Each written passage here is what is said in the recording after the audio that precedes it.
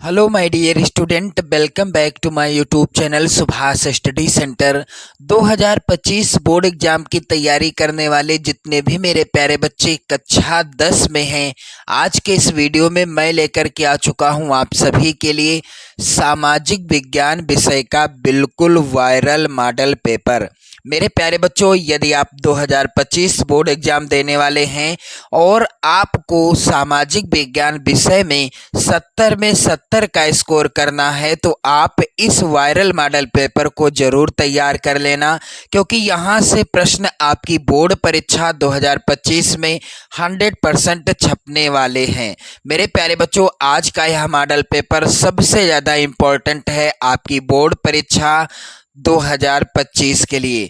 मेरे प्यारे बच्चों, 825 ईजिड कोड का मॉडल पेपर है। जैसा कि मैं आपको बता दूं, 3 घंटे 15 मिनट का समय आपको मिलेगा बोर्ड एग्जाम में और पेपर का पूर्णांक रहेगा 70 अंकों का। तो आप टारगेट लेकर के चलिए कि मुझे सामाजिक विज्ञान में 70 में 70 करना है, तो आप 65 प्लस बहुत ही आसानी से कर लेंगे।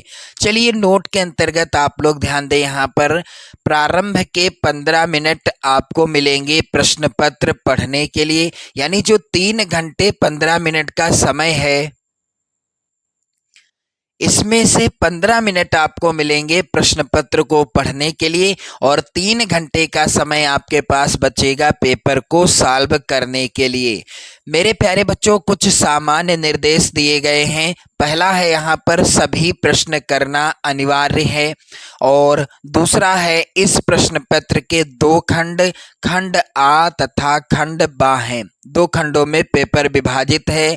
मेरे प्यारे बच्चों, खंड आ में 1 अंक के 20 बहुविकल्पीय प्रश्न हैं, जिनके उत्तर ओएमआर उत्तर पत्रक पर देने हैं।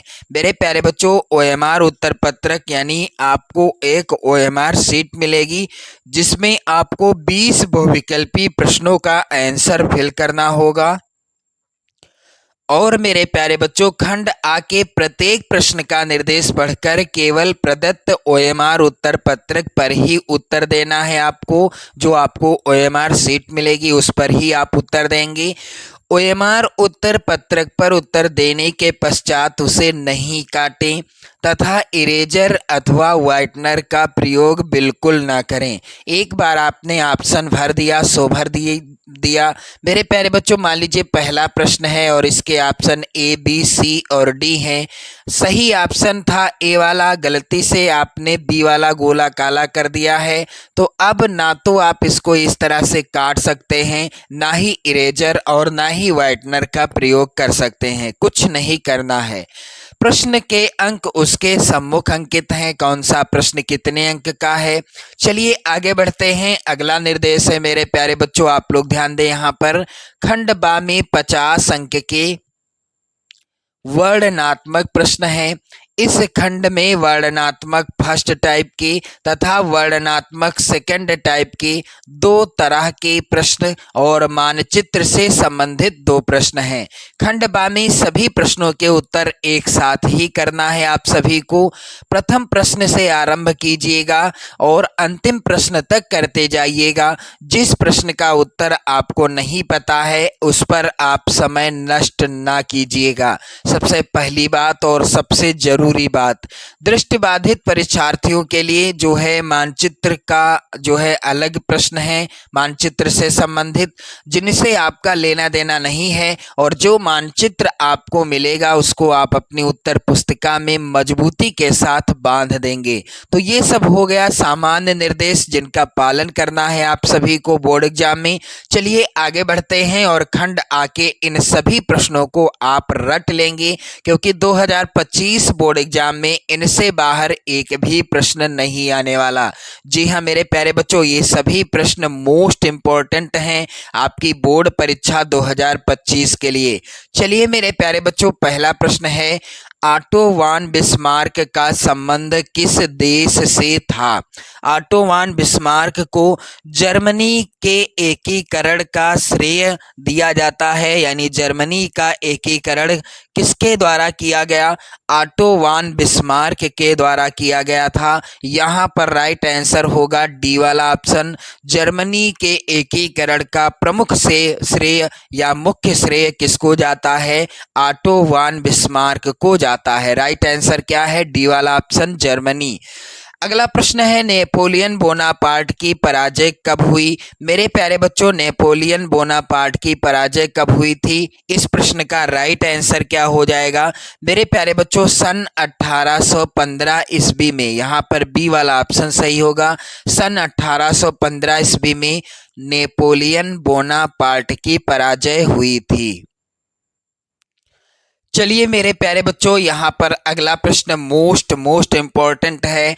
कह रहा है कि निम्नलिखित में से कौन सा संघीय सूची का विषय है? तो यहाँ पर राइट आंसर क्या होगा? दिए गए विकल्पों में से कौन सा है जो संघीय सूची का विषय है? शिक्षा, कृषि, व्यापार या रक्षा? तो यहाँ पर डी वाला ऑप्शन सही होगा, रक्षा। किस सूची का विषय है? संघीय सूची का विषय है। मेरे प्यारे बच्चों, ब्रेटन वुड्स नामक संस्था निम्नलिखित में से कहाँ स्थित है? तो ब्रेटन वुड्स नामक संस्था कहाँ स्थित है? इसका राइट आंसर क्या होगा? इसका राइट आंसर है मेरे प्यारे बच्चों, अमेरिका में। इन सभी प्रश्नों को आप लोग तैयार कर लेंगे। मैं बार बार आपसे रिक्वेस्ट करता हूं, क्योंकि ये प्रश्न कई बार बोर्ड परीक्षा में आ चुके हैं। स्वराज मेरा जन्मसिद्ध अधिकार है, मोस्ट इम्पोर्टेंट प्रश्न है मेरे प्यारे बच्चों, और मैं इसे लेकर रहूंगा। किसका कथन है? स्वराज मेरा जन्मसिद्ध अधिकार है और मैं इसे लेकर रहूंगा, यह कथन किसका है? यहाँ पर राइट आंसर होगा बाल गंगाधर तिलक जी का। बी वाला ऑप्शन सही होगा। चलिए अगला प्रश्न है, भारत में मताधिकार की आयु क्या है? यानी भारत में जब कोई युवक या युवती की आयु 18 वर्ष हो जाती है तो वह अपना वोट डाल सकते हैं, यानी उन्हें मत देने का अधिकार प्राप्त हो जाता है। तो भारत में मताधिकार की आयु क्या है मेरे प्यारे बच्चों? सी वाला ऑप्शन सही हो जाएगा, 18 वर्ष है। प्रश्न अगला है, लोकतांत्रिक शासन व्यवस्था अन्य व्यवस्थाओं से, यहाँ पर अन्य होगा, अन्य व्यवस्थाओं से अच्छी है क्योंकि यह सभी नागरिकों को समानता को बढ़ावा देती है, यानी सभी नागरिकों में समानता को बढ़ावा देती है, व्यक्ति की गरिमा को बढ़ावा देती है। राइट आंसर होगा यहाँ पर ए और बी दोनों, ये दोनों विकल्प सही हैं। चलिए अगला प्रश्न है, भारतीय राष्ट्रीय कांग्रेस की स्थापना कब हुई? मोस्ट इम्पोर्टेंट प्रश्न है 2025 बोर्ड एग्जाम के लिए। भारतीय राष्ट्रीय कांग्रेस की स्थापना हुई थी मेरे प्यारे बच्चों सन 1885 ईस्वी में। आप लोग इन सभी प्रश्नों को रट लेंगे, बिल्कुल अच्छे से रट लेंगे, क्योंकि यहाँ से प्रश्न आपकी बोर्ड परीक्षा में 100% आने वाले हैं। आगे बढ़िएगा और आगे बढ़ते हैं मेरे प्यारे बच्चों। अगला प्रश्न यहाँ पर है इस प्रकार से, भारत में अवशिष्ट शक्तियाँ किसको प्राप्त हैं? तो मेरे प्यारे बच्चों, भारत में अवशिष्ट शक्तियाँ प्राप्त हैं संघ को, यहाँ पर बी वाला ऑप्शन सही होगा। चलिए अगला प्रश्न है, भारतीय संविधान कब लागू हुआ? तो आप लोग ध्यान दें, 15 अगस्त 1947 ईस्वी को हमारा भारत आज़ाद हुआ था। तब से लेकर आज तक हम प्रत्येक वर्ष 15 अगस्त को क्या मनाते हैं? स्वतंत्रता दिवस के रूप में मनाते हैं। और 26 जनवरी 1950 ईस्वी को हमारा जो है संविधान लागू हुआ था, भारतीय संविधान लागू हुआ था।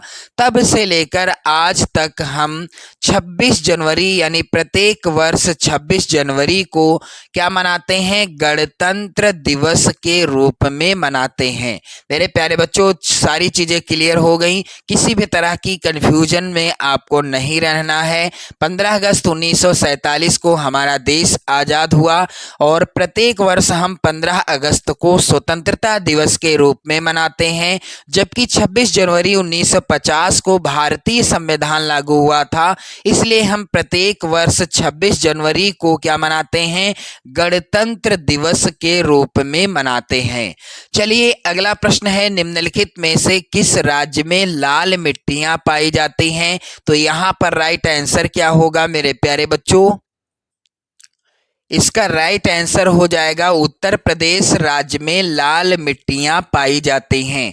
अगला प्रश्न है मेरे प्यारे बच्चों, निम्नलिखित में से कौन सा संसाधन गैर परंपरागत संसाधन है? तो ऊर्जा के वह संसाधन गैर परंपरागत संसाधन होते हैं जिनको हम पुनः नवीकरण करके प्राप्त कर सकते हैं, जिनका हम दोबारा उपयोग कर सकते हैं, वह होते हैं ऊर्जा के गैर परंपरागत संसाधन। तो यहाँ पर क्या है? गा वाला ऑप्शन सही होगा, यानी सी वाला ऑप्शन सही होगा, क्योंकि यह जो है एक बार हम पवन ऊर्जा का प्रयोग कर लें, हम दोबारा उसको प्राप्त कर सकते हैं, इसका नवीकरण कर सकते हैं। तो चलिए मेरे प्यारे बच्चों, अगला प्रश्न है यहाँ पर, कह रहा है कि निम्नलिखित में से कौन सा राज्य बॉक्साइट का प्रमुख उत्पादक राज्य है? तो यहाँ पर राइट आंसर क्या होगा मेरे प्यारे बच्चों? यहाँ पर राइट आंसर हो जाएगा ओडिशा। ओडिशा राज्य बॉक्साइट का सबसे प्रमुख उत्पादक राज्य है। चलिए आगे बढ़ते हैं और अगला प्रश्न है मेरे प्यारे बच्चों, निम्नलिखित में से कौन सा धात्विक खनिज है? इनमें से कौन सा है जो धात्विक खनिज है जिसमें धातु की मात्रा होती है? यहाँ पर गा वाला ऑप्शन सही होगा, मैग्नीज।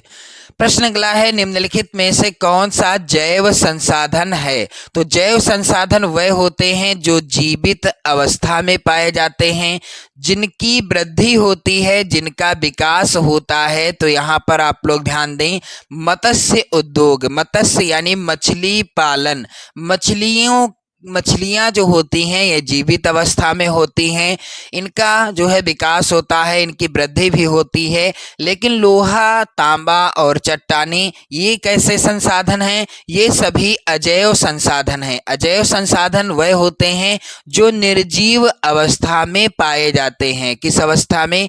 निर्जीव अवस्था में। तो मेरे प्यारे बच्चों, उम्मीद करता हूँ प्रश्न क्लियर हो गया होगा। चलिए अगला प्रश्न है यहाँ पर, तो यहाँ पर राइट आंसर क्या होगा? निम्नलिखित में से कौन सा जैव संसाधन है? मत्स्य उद्योग, घा वाला ऑप्शन सही होगा।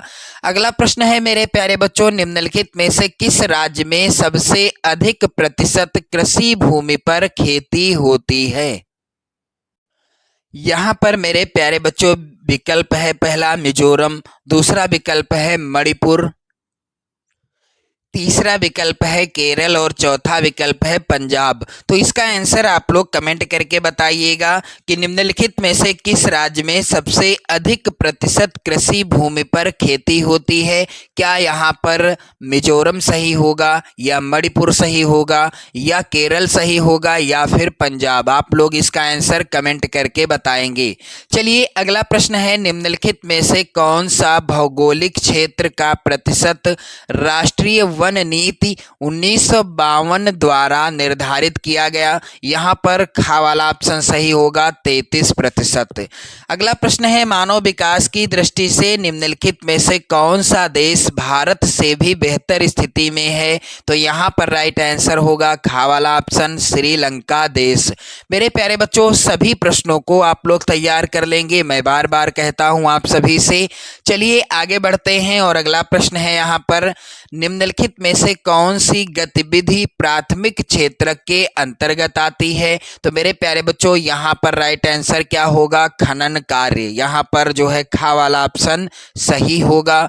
अगला प्रश्न है, उपभोक्ता सुरक्षा अधिनियम, मोस्ट इंपॉर्टेंट प्रश्न है मेरे प्यारे बच्चों 2025 बोर्ड एग्जाम के लिए। उपभोक्ता सुरक्षा अधिनियम कब बना? तो यहाँ पर राइट आंसर हो जाएगा, आप लोग ध्यान दें, यहाँ पर इस प्रश्न का राइट आंसर होगा 1986 ईस्वी में बना था, जो कि मिसप्रिंट हो गया है, विकल्प में नहीं है। मैं आपको सही और क्लियर आंसर बता रहा हूं। उपभोक्ता सुरक्षा अधिनियम मेरे प्यारे बच्चों सन 1986 होगा, यहाँ पर 89 लिख गया था, 1986 ईस्वी में बना था। चलिए अब बारी आती है खंडवा, जिसमें वर्णनात्मक फर्स्ट टाइप के जो प्रश्न आएंगे जिनका उत्तर आपको लगभग 80 शब्दों में देना है। मेरे प्यारे बच्चों, इस तरह का प्रत्येक प्रश्न आएगा 4 नंबर का। आप इन सभी प्रश्नों को अच्छे से तैयार कर लेंगे क्योंकि ये सभी प्रश्न आपकी बोर्ड परीक्षा 2025 में 100% पूछे ही जाएंगे। चलिए यहाँ पर प्रश्न संख्या 1 है, फ्रांस की क्रांति के मुख्य कारण क्या थे? मोस्ट इंपॉर्टेंट प्रश्न है। अगला प्रश्न है, नमक सत्याग्रह से आप क्या समझते हैं? प्रश्न संख्या 2 है, किस प्रकार से लैंगिक भिन्नता ने राजनीति को प्रभावित किया? संक्षेप में लिखिए। मेरे प्यारे बच्चों, अगला प्रश्न है, अथवा में सत्ता की साझेदारी लोकतंत्र की आत्मा है, इस कथन की विवेचना कीजिए। सबसे महत्वपूर्ण प्रश्न है ये। अगला प्रश्न है, खनिज के संरक्षण की विवेचना कीजिए। 2025 बोर्ड एग्जाम के लिए ये प्रश्न मोस्ट इंपॉर्टेंट है। इसके बाद आप देखेंगे अथवा में प्रश्न है यहाँ पर मेरे प्यारे बच्चों, भारतीय अर्थव्यवस्था में वैश्वीकरण के महत्व की विवेचना कीजिए। और अगला प्रश्न है यहाँ पर, झूम कृषि की विशेषताओं की विवेचना कीजिए। मोस्ट इंपॉर्टेंट प्रश्न है ये सभी। प्रश्न अगला है यहाँ पर, उपभोक्ताओं के शोषण के किन्हीं 4 कारणों, यहाँ पर कारण होगा, 4 कारणों की विवेचना कीजिए या समीक्षा कीजिए। तो ये जो है प्रश्न आप लोग जरूर तैयार कर लें। यहाँ पर जो 4 नंबर के प्रश्न आएंगे इनमें से 100% आपकी बोर्ड परीक्षा 2025 में प्रश्न आएंगे मेरे प्यारे बच्चों। इसके बाद आप देखेंगे वर्णनात्मक सेकंड प्रकार के प्रश्न, जो कि प्रत्येक प्रश्न आएगा 6 नंबर का और आपको इनका उत्तर देना है लगभग 150 शब्दों में, यानी 150 शब्दों में। तो चलिए मेरे प्यारे बच्चों, यहाँ पर प्रश्न है, सविनय अवज्ञा आंदोलन से आप क्या समझते हैं? इस आंदोलन की सीमाओं पर एक संक्षिप्त टिप्पणी लिखिए। ये सभी प्रश्न आप तैयार कर लें 2025 बोर्ड एग्जाम के लिए। अथवा में प्रश्न है मेरे प्यारे बच्चों, सबसे ज्यादा इंपॉर्टेंट है, भारतीय अर्थव्यवस्था पर वैश्विक महामंदी के किन्हीं 4 परिणामों का उल्लेख कीजिए। प्रश्न अगला है, यानी प्रश्न संख्या 6 है मेरे प्यारे बच्चों, भारतीय संघ अर्ध संघीय ढांचा है, इसकी पुष्टि में किन्हीं 2 कारकों का उल्लेख कीजिए। अथवा में प्रश्न है, लोकतांत्रिक सुधार से आप क्या समझते हैं? इसके लिए उठाए जा सकने वाले किन्हीं 2 कदमों का उल्लेख कीजिए। और प्रश्न संख्या 7 है मेरे प्यारे बच्चों, मृदा अपरदन का क्या अभिप्राय है? इस समस्या के समाधान हेतु कोई 4 उपाय सुझाइए। वेरी इंपॉर्टेंट प्रश्न है 2025 बोर्ड एग्जाम के लिए। आप इस प्रश्न को जरूर तैयार कर लेंगे। चलिए अगला प्रश्न ये भी महत्वपूर्ण है, संसाधन नियोजन की आवश्यकता क्यों है? भारत में संसाधन नियोजन हेतु कोई 4 उपाय सुझाइए। प्रश्न संख्या 8 है, विकास की अवधारणा क्या है? सामान्यतया इसमें किन घटकों को सम्मिलित किया जाता है? ये सभी प्रश्न आप लोग तैयार कर लेंगे 2025 बोर्ड एग्जाम के लिए। चलिए अथवा में प्रश्न है मेरे प्यारे बच्चों, तृतीय क्षेत्र क्या है? इसकी विशेषताओं की समीक्षा कीजिए। इसके बाद आप देखेंगे मानचित्र पर आधारित प्रश्न, यहाँ पर निर्देश है। प्रश्न संख्या 9A तथा 9B मानचित्र से संबंधित है। 9A के अंतर्गत आप लोग ध्यान दें, निम्नलिखित स्थानों को भारत के दिए गए रेखा मानचित्र में इस चिन्ह के द्वारा आपको दर्शाना है। सही नाम और सही अंकन के लिए 1/2 1/2, यानी प्रत्येक प्रश्न 1 नंबर का है। तो चलिए मेरे प्यारे बच्चों, इस तरह के प्रश्न आएंगे, आप लोग यहाँ पर ध्यान दें। वह स्थान जहां सितंबर 1920 में भारतीय राष्ट्रीय कांग्रेस का अधिवेशन हुआ, इस तरह के प्रश्न होंगे। आपको भारत के रेखा मानचित्र में नाम लिखना है, दर्शाना है। वह स्थान जहां से महात्मा गांधी ने नमक कानून तोड़ा, गुजरात का वह स्थान जहां किसानों ने सत्याग्रह आंदोलन किया था, और वह स्थान जहां 1929 में भारतीय राष्ट्रीय कांग्रेस का अधिवेशन हुआ था। इसी तरह के प्रश्न 9 बी के अंतर्गत आएंगे मानचित्र से संबंधित। उत्तर भारत की एक नदी, यहाँ पर चिन्ह बना होगा जिस चिन्ह के द्वारा आपको दर्शाना है। और एक ताप विद्युत केंद्र, यहाँ भी चिन्ह बना होगा। भारत के पूर्वी तट का एक समुद्री पत्तन यानी बंदरगाह, यहाँ पर भी चिन्ह होगा जिस चिन्ह के द्वारा आपको दर्शाना है। चाय उत्पादक कोई एक क्षेत्र, यहाँ भी चिन्ह बना होगा। छत्तीसगढ़ की राजधानी नगर, यहाँ पर भी चिन्ह होगा। तो मेरे प्यारे बच्चों, सेम इसी तरह का पेपर आएगा बोर्ड एग्जाम 2025 में। यहाँ से प्रश्न 100% आएंगे। आप लोग इस मॉडल पेपर के सभी प्रश्नों को तैयार कर लीजिएगा। और साथ ही साथ मेरे प्यारे बच्चों, आप वीडियो को लाइक शेयर जरूर कर दीजिएगा। मैं मिलता हूँ आप सभी को अगले किसी महत्वपूर्ण वीडियो में। तब तक के लिए मेरे प्यारे बच्चों, जय हिंद।